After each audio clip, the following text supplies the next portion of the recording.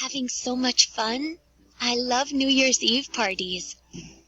Don't you think it's a bit odd that we celebrate the New Year by making a lot of noise? It's a tradition. Different cultures all around the world celebrate New Year's in different ways. Yeah, my family in China celebrates New Year's with a 2-week celebration. Schools and businesses are closed the whole time.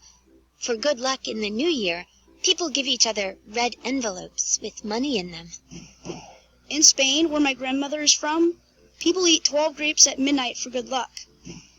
My mom's family is from Denmark.